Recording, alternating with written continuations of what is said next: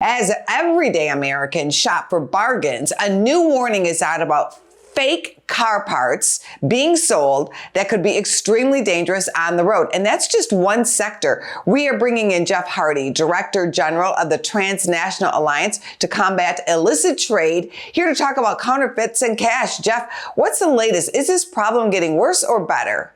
This problem is getting worse, and it's going to get worse before it gets better because more and more products are being counterfeited. And I'm glad you had me on the show today because the U.S. is being flooded with fakes. We just did a survey of U.S. consumers, and we found that on average, every American is buying about 20 fakes per year. Let me repeat that: 20 fakes per year on average. And of those categories, the most popular ones tend to be fashion, cosmetics, illicit alcohol, if you can believe it or not, and illicit cigarettes, including all those illegal vapes that we're seeing everywhere. That could be harmful. Are people buying fakes to get a bargain, or are they being fooled and unaware of buying counterfeits, which is now, a $4.2 trillion business? Well, it's absolutely both. Those profits are going to organized criminals who are funding human trafficking, narcotics trafficking, forced labor, even. So, I mean, it's a deep and dark illegal economy out there that's being driven by counterfeits. What about the onset of tariffs? How does that affect the counterfeit crime business? You see, tariffs are applied to legal products. That's applied to legal international trade. Where one product made from one country is taxed as it goes into another country. That's called competition. That's called trade. So those tariffs are being applied to that side of the economy. The other side of the economy is what we're talking about. We're talking about the black market.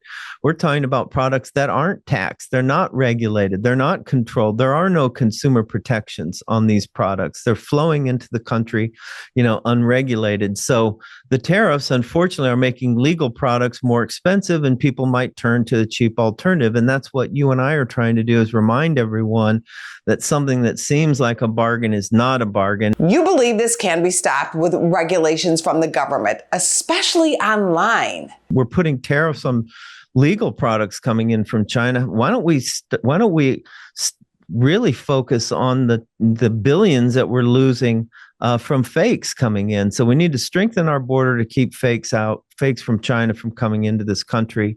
There's a lot we can do. Listen, I'm sure you shop online. That's where people are finding these products, because right now the e-commerce platforms are enabling counterfeiters to sell their fakes online.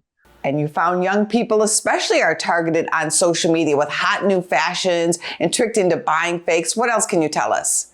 Well, what we found is that people are buying fakes, but the flip side of that coin is that 70% of them said if they understood the true costs, like what we were saying, economic losses and contributions to forced labor, if they understood the cost, they'd stop doing it. So that's the purpose of this awareness campaign that we have. And you can find more information on the campaign and the social costs at traceit.org, tracit.org.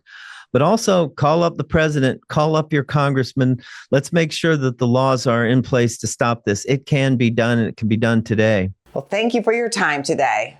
Well, thank you for inviting me, and thanks for helping us get the word out.